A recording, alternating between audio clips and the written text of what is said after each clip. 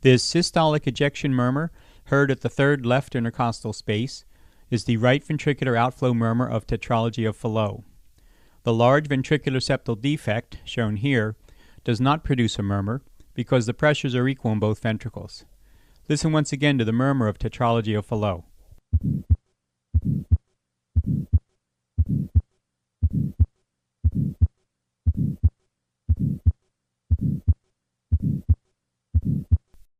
Tetralogy of Fallot consists of four components: subpulmonic stenosis, ventricular septal defect, an overriding aorta, and right ventricular hypertrophy. This disease is the most common cause of cyanotic heart disease after infancy.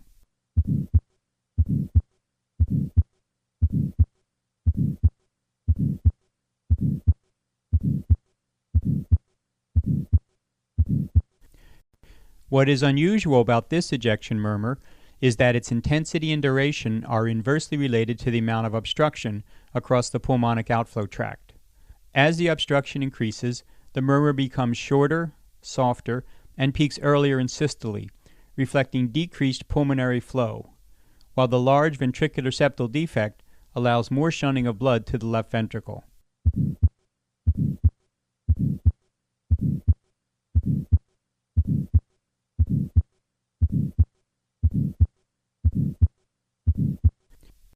Over the last 3 decades, advances in surgical treatment have dramatically improved the survival of patients with tetralogy of Fallot. In fact, survival to age 30 has increased from 6% to 86% for those with successful operative repair.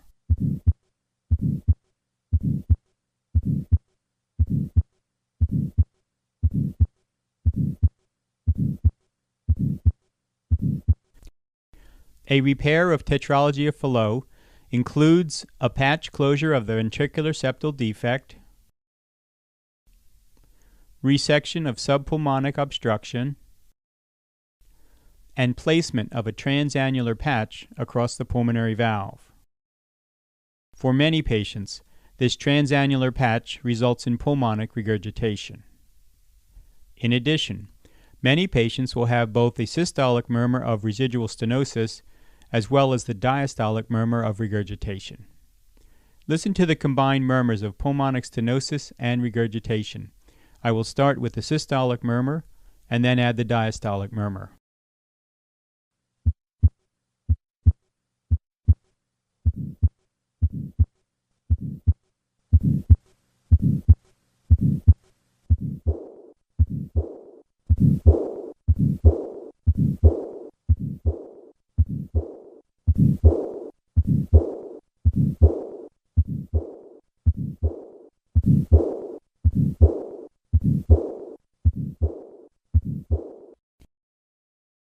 Following surgical repair, some patients may have a pansystolic murmur at the lower left sternal border due to a residual septal defect around the patch. Listen to the sound of a small residual ventricular septal defect.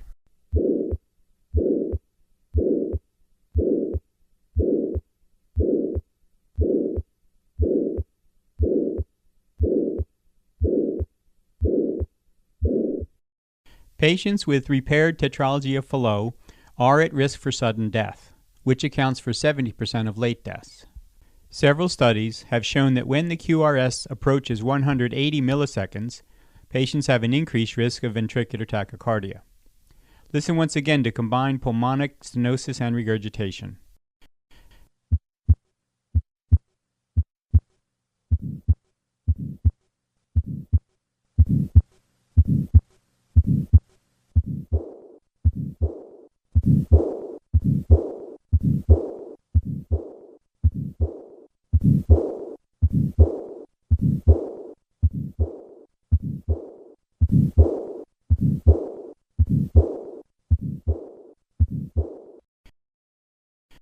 In following adult patients with repaired tetralogy of Fallot, it is recommended that they have yearly examinations, including electrocardiograms, echocardiograms, and Holter monitoring.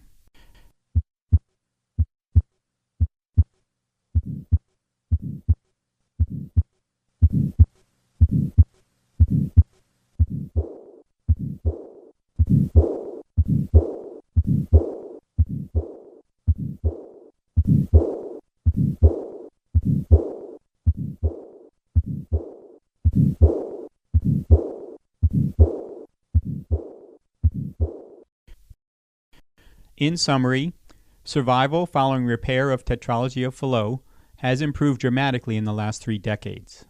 However, even after successful repair, patients are at risk of late sudden death when their QRS approaches 180 milliseconds.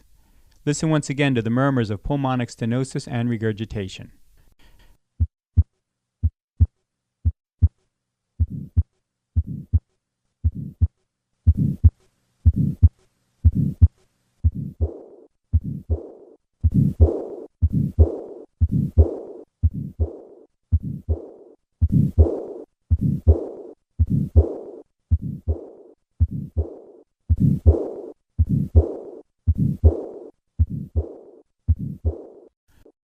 A continuous murmur, which peaks around the second heart sound and declines in diastole, is typical of patent ductus arteriosus. Listen to a patient with patent ductus. I will start with 3 normal beats and then add the murmur.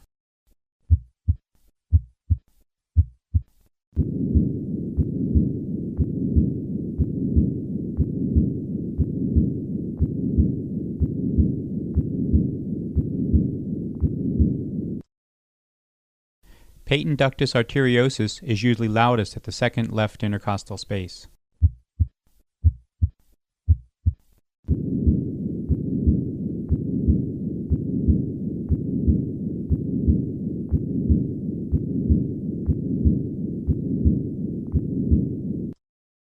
This murmur is due to flow from the aorta through the ductus and into the pulmonary artery throughout the cardiac cycle.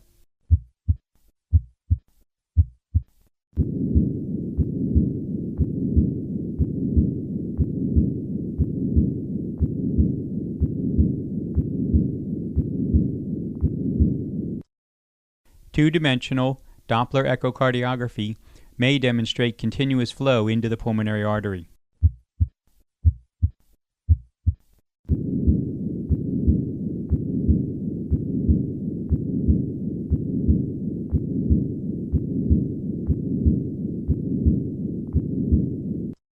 The continuous murmur of a patent ductus arteriosus peaks around the second heart sound and continues through this sound into diastole.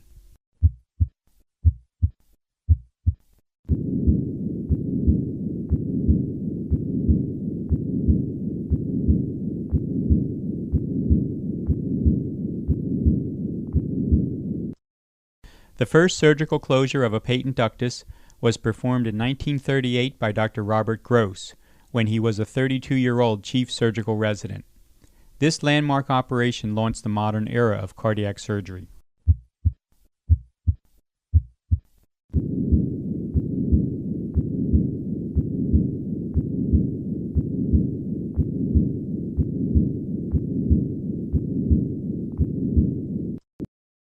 A patent ductus arteriosus can also be visualized by a CT scan of the chest.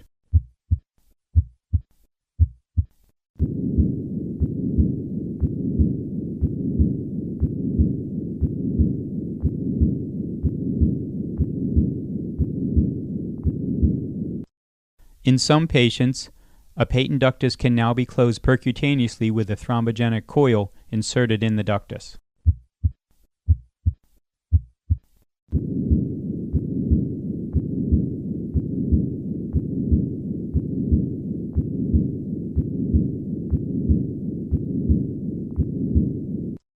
In summary, patent ductus arteriosus results in a continuous murmur heard at the second left intercostal space. In 1938, this was the first cardiac lesion to be successfully repaired. Listen once again to a patent ductus arteriosus.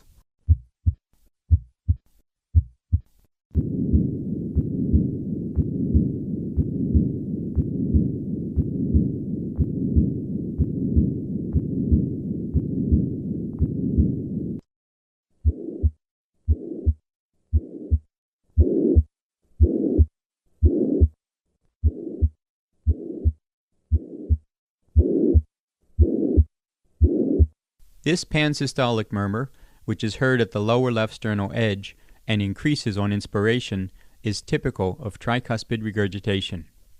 Listen to a patient with tricuspid regurgitation. I will start with 3 normal beats and then add the murmur.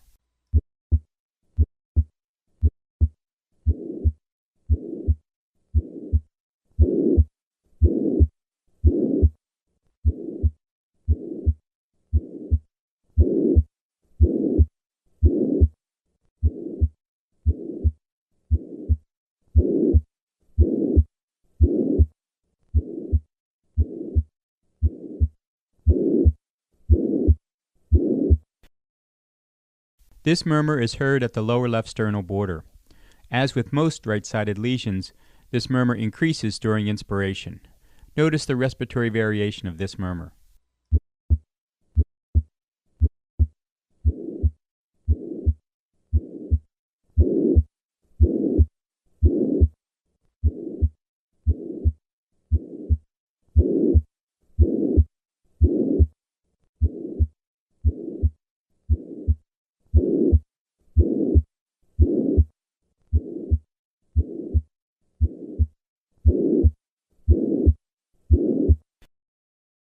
Tricuspid regurgitation can be due to dilatation of the tricuspid annulus or to intrinsic disease of the valve, such as endocarditis, as shown here.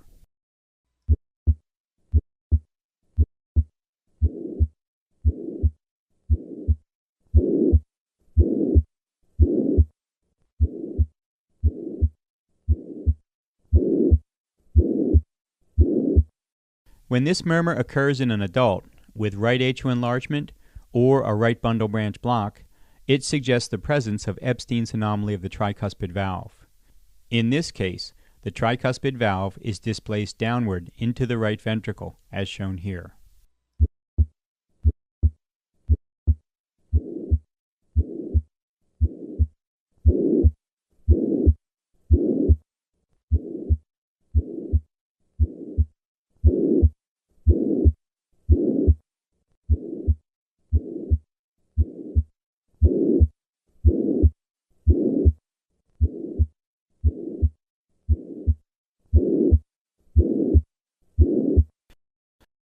A majority of patients with Ebstein's anomaly have some type of atrial communication between the right and left atrium, which may cause cyanosis. Cardiac decompensation may develop with the onset of atrial fibrillation in these patients.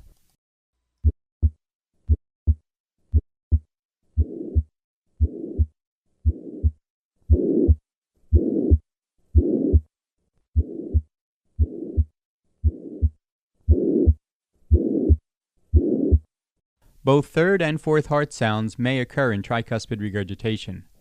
Listen to the murmur of tricuspid regurgitation accompanied by a fourth heart sound. I will begin with normal heart sounds, and then add the fourth heart sound, and finally the murmur of tricuspid regurgitation.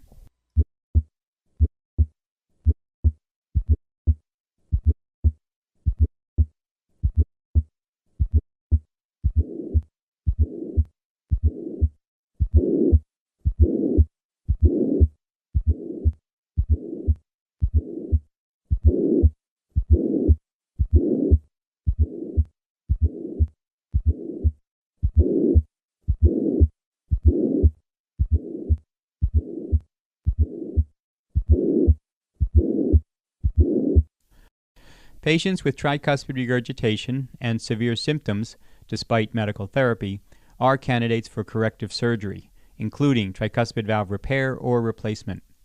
If valve replacement is required, bioprostheses are preferred because of a high rate of thromboembolic complications with mechanical valves in the tricuspid position.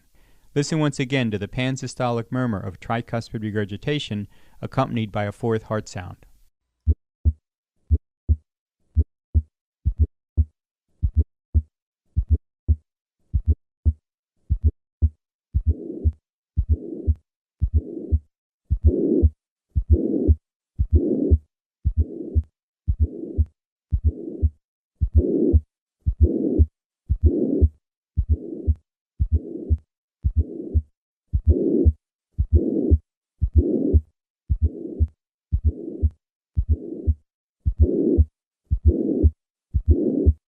Echo Doppler studies can visualize the displaced tricuspid valve as well as the tricuspid regurgitation.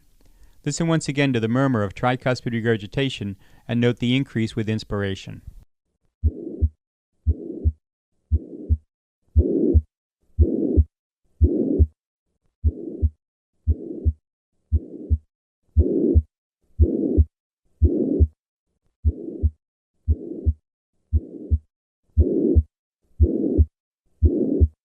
In summary, patients with tricuspid regurgitation may present with a pansystolic murmur at the lower left sternal border that increases with inspiration. Listen once again to the murmur of tricuspid regurgitation.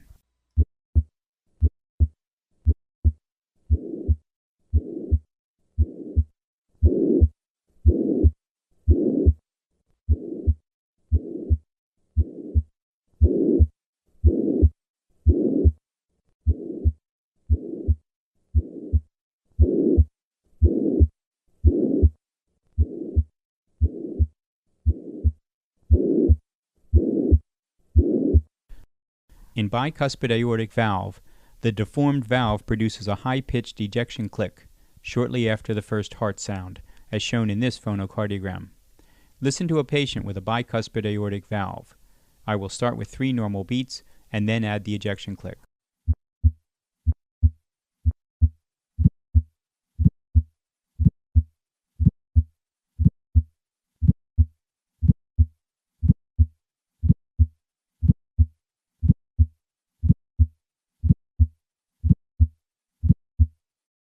This ejection click is widely transmitted across the precordium and is often heard loudest at the cardiac apex, as shown here.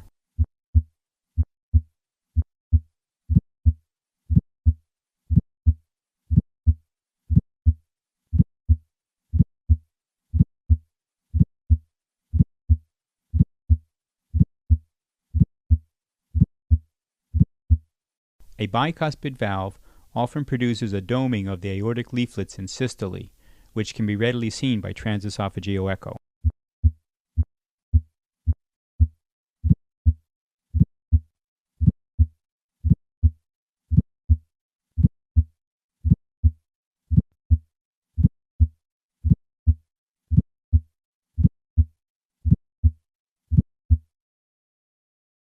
The presence of an ejection click should prompt an evaluation for aortic valve disease.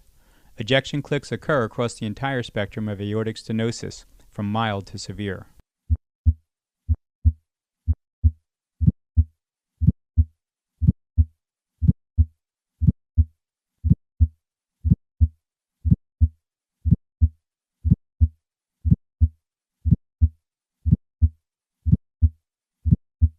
When the aortic valve becomes severely calcified, as shown here, decreased movement of the leaflets prevents the click from occurring.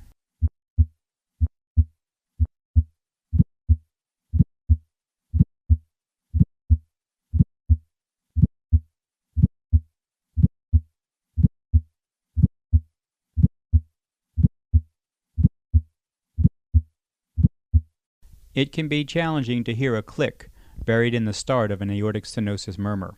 Listen to the click and murmur of mild aortic stenosis. I will start with 3 normal beats, and then add the click, and finally the murmur.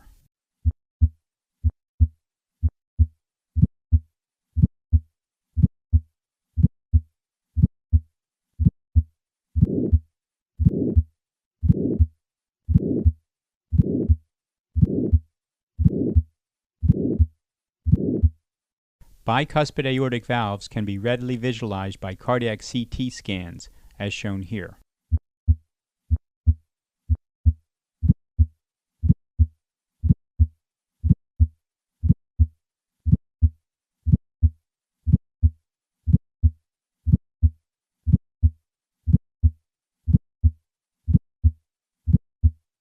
Patients with bicuspid aortic valves have an increased incidence of aortic regurgitation. Listen to a patient with a bicuspid valve and aortic regurgitation. I will start with 3 normal beats, and then add the click, and finally the diastolic murmur.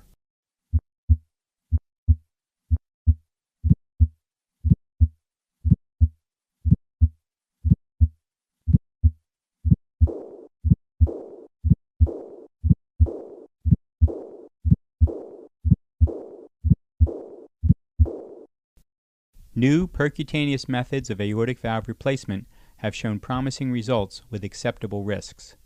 Listen once again to a patient with a bicuspid aortic valve and aortic stenosis.